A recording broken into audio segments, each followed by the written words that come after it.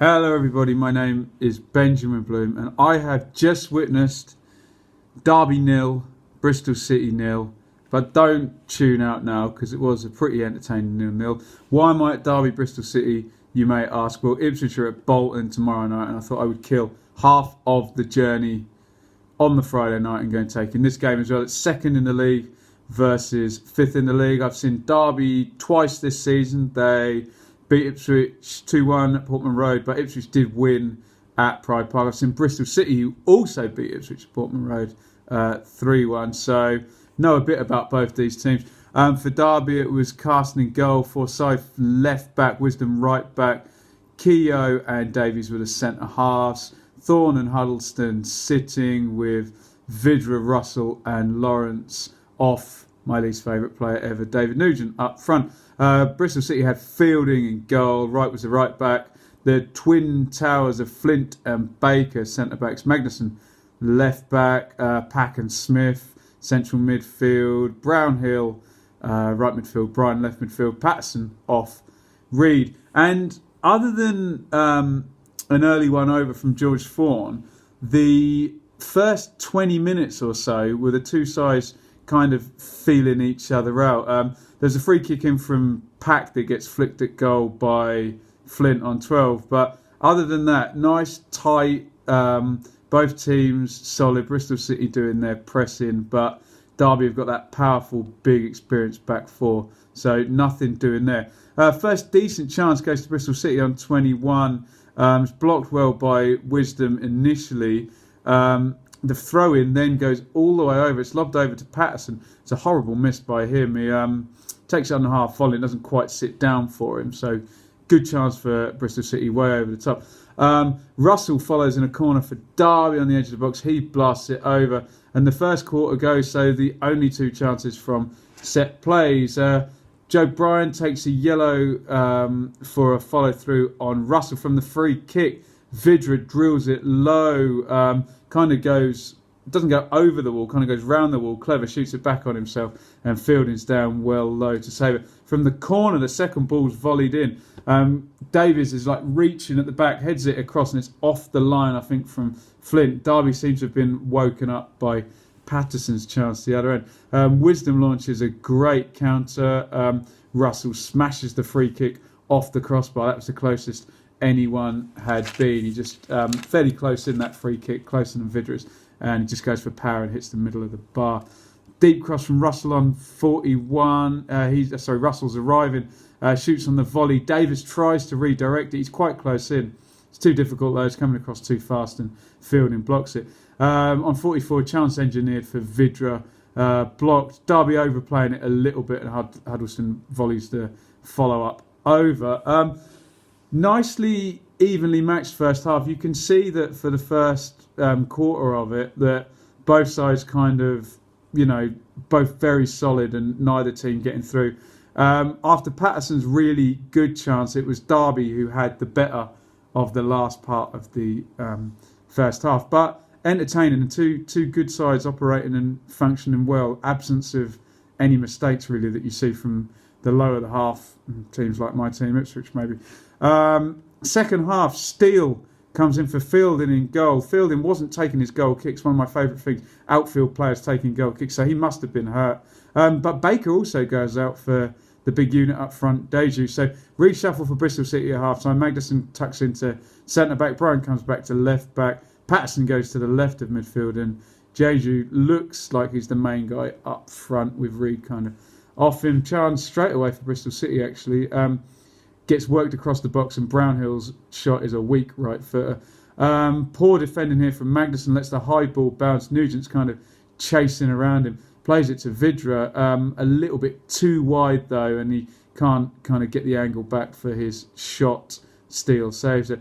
Deju shows his strengths and his weaknesses. He shows his mega power at one point, but then a really kind of erratic shot straight after. He still kind of hasn't quite settled to the championship rhythm yet. Lawrence generates a space, shoots over right-footed. Best Derby effort of the half. Bristol City starting the second half better. Derby pick up. Russell runs around Magnussen. Magnussen gets a foot in, falls to Lawrence. This is a decent chance, but he takes it quite well. He takes it right-footed, smashes it at the near post. It's a good save from Steele, actually. Nobody really did anything wrong in that instance. Poor goal kick from Steele comes straight back at him. Nugent goes in behind, he squares it to Vidra. This is a great chance for a top scorer. Steele saves well, but Vidra should have scored there. Good break by Russell. He shoots over with others well placed, cuts in on his left foot. Game is now swinging in Derby's favour. They are on top. Half chance for Brian up the other end. He volleys it right-footed, not far wide. So Bristol City have made their 2 subs at half-time, presumably for injury. So Rowett makes his play now. It's Winnall, who I saw dismantle Ipswich with 2 goals for Nugent. Vyman comes in for Lawrence, obviously ex-Ipswich loanee, big favourite of mine. And Cameron Jerome, a strange sign in that from Norwich, comes in for Vidra. So Russell's kind of playing to the right now. Winnall off Jerome and Vyman to the left. So Rowett makes his play for the win with the triple sub. They're all like for likes, though. Doesn't change his system. Great chance for Derby here, though, on 79. Vyman drives in from the left, crosses it in low. Winnall in the 6-yard box, and he can't sort his feet out, so he barely makes contact with it. And it goes all the way across the box and out. Jerome on 86 has a nice wrestle with Flint. He overpowers him.